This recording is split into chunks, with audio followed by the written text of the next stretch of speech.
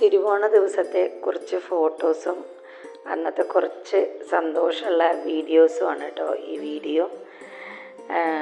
ഓണത്തിരക്കൊക്കെ കഴിഞ്ഞു അല്ലേ, ഓണത്തിരക്കെല്ലാം കഴിഞ്ഞു, സ്കൂളും കോളേജൊക്കെ തുറക്കാറായി, അതിൻ്റെ തിരക്കായി ഇനിയിപ്പോൾ.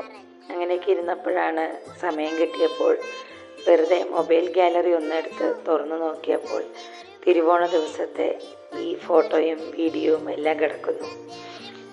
ഇപ്പം അത് കാണാൻ എന്ത് രസമാണ്. ഞാനിങ്ങനെ അത് കുറേ നേരം കണ്ടിരുന്നു. തിരുവോണ ദിവസം വിവേകാനന്ദ ആർട്സ് ആൻഡ് സ്പോർട്സ് ക്ലബിൻ്റെ ആഭിമുഖ്യത്തിൽ ധാരാളം പരിപാടികളുണ്ടായിരുന്നു കേട്ടോ. ഈ വടംവലി, ലെമൺ സ്പൂൺ, കസേരകളി, എല്ലാ പ്രായക്കാർക്കും അവിടെ ഇതെല്ലാം ഉണ്ടായിരുന്നു. പിന്നെ ഉച്ചയ്ക്ക് ശേഷം എന്തൊക്കെയോ പരിപാടികളുണ്ടായിരുന്നു, പക്ഷെ പോകാൻ പറ്റിയില്ല, കാരണം നല്ല വെയിലായിരുന്നു. പിന്നെ നല്ല ഓണസദ്യ കഴിച്ചതോടുകൂടെ ഫ്ലാറ്റായി എന്ന് തന്നെ പറയാം. അപ്പോൾ അതുകൊണ്ട് പിന്നെ ആ പരിപാടികളൊന്നും ഷൂട്ട് ചെയ്യാൻ പറ്റിയില്ല. ഇതും ഞാൻ ഷൂട്ട് ചെയ്തതൊന്നുമല്ല, ഇത് കുട്ടികളാരോ മൊബൈലിൽ ഷൂട്ട് ചെയ്തിരിക്കുകയാണ്, അതിൻ്റെ മൊബൈലിൽ കിടക്കുന്നത്. ഞാൻ ആക്ച്വലി ഇന്നാണ് ഈ വീഡിയോ കണ്ടപ്പോൾ എനിക്ക് നല്ല രസം തോന്നി. അപ്പോൾ തോന്നി അത് ഇവിടെ ഷെയർ ചെയ്യാമെന്ന്. അങ്ങനെ ഞങ്ങൾ കസേര കളി ഇങ്ങനെ മുന്നോട്ട് പോയിക്കൊണ്ടിരിക്കുകയാണ്.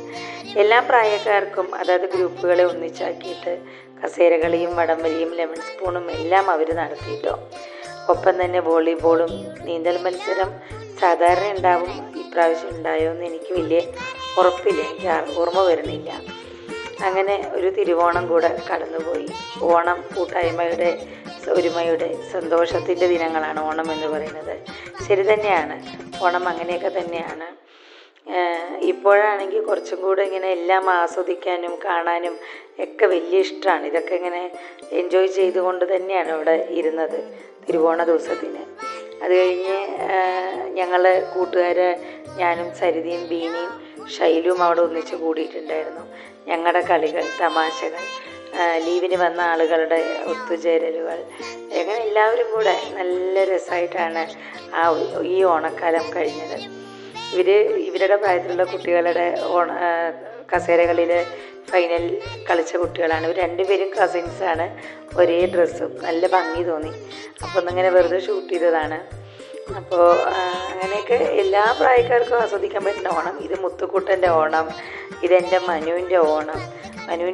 മനു പുറത്തെവിടെ പോയിട്ട് ഓണസദ്യ കഴിച്ചു എന്നാണ് എൻ്റെ അടുത്ത് പറഞ്ഞത്. ഗംഗമാമ്മയുടെ ഓണം. അങ്ങനെ ഇത് ഞങ്ങളുടെ ഓണം. അങ്ങനെ ഒരു നല്ല ഓണക്കാലം കൂടി കഴിഞ്ഞു പോയി. അടുത്ത ഓണത്തിനായി കാത്തിരിക്കാം.